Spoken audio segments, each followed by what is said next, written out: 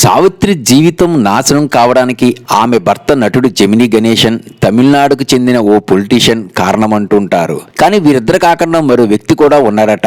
ఆ సంచలన విషయం బయటకు వచ్చింది. అదేంటో తెలుసుకుందాం. మహానటి సావిత్రి మనకు దూరమై 44 ఏళ్ళు అవుతుంది. కానీ సావిత్రి ఇప్పటికీ మనల్ని తన సినిమాలతో అలరిస్తూనే ఉంది. ఆమెకు సంబంధించిన చర్చ ఏదో రూపంలో జరుగుతూనే ఉంది. ఎవర్ గ్రీన్ నటిగా ఓ వెలుగు వెలిగింది సావిత్రి గారు.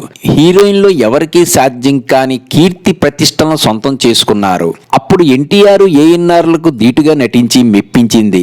సావిత్రితో సీన్ అంటే ఎస్వీఆర్ ఎన్టీఆర్ ఏఎన్ఆర్లు కూడా సీన్ పేపర్ ముందుగానే చూసుకునేవారట. ఆమెతో పోటీ పడడం కోసం ఆరాట పడేవారట. అదే సమయంలో భయపడేవారట.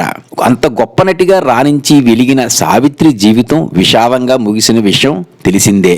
మందుకు బానిసై కోమాలోకి వెళ్లి చాలా దారుణమైన స్థితిలో ఆమె కన్నుమూశారు. అద్దాల మేడలో బంగారు ఆభరణాలతో వెండి వైడూర్యాలతో వెలిగి ఆమె రేకుల షెడ్డులో చివరి రోజులు గడిపే పరిస్థితి వచ్చింది. 1000 కోట్లు సంపాదించిన సావిత్రి చివరికి ఏమీ లేకుండా పోయింది. కానీ ఆమె ఆస్తులు ఇప్పుడు ఆమె వారసులు అనుభవిస్తున్నారు. వాటి విలువ 100,000 కోట్లు ఉంటుందని సమాచారం. ఇదిలా ఉంటే సావిత్రి లైఫ్ నాశనం కావడానికి అంతా అనుకునేది భర్త జెమినీ గణేశన్ మోసం చేయడమే అనుకుంటారు.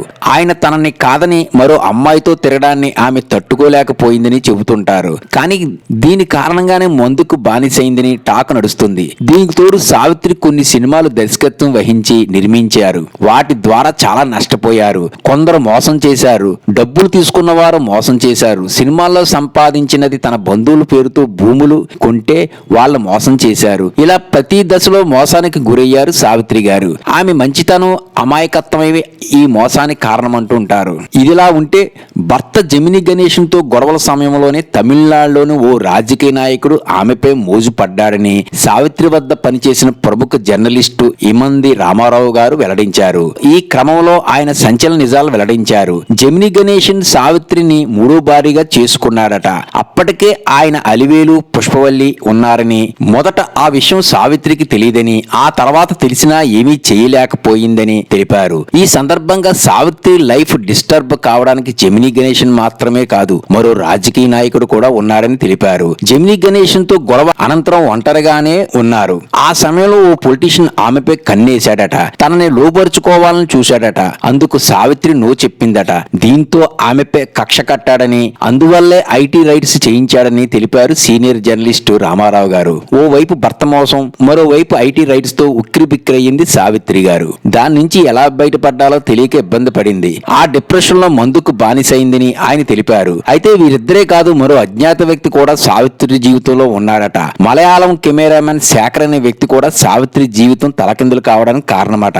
సావిత్రి దుస్థితి కారణం జెమినీ గణేశన్ అని చాలా మంది ఒక అపోహ. అది కాకుండా ఆవిడ చనిపోయేటప్పుడు జెమినీ పక్కనే ఉన్నారు. పెద్ద కూతురు కూడా ఉన్నారు. సావిత్రి గారు తాగుడుకు బానిస కావడం వల్ల ఆమె ఆ స్థితికి దిగజారిపోయింది.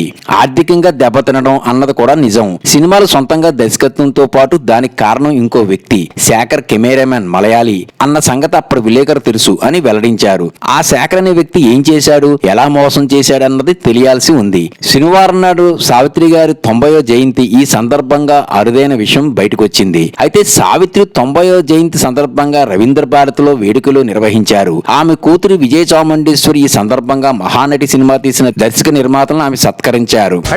లైక్ సబ్స్క్రైబ్ చేయండి.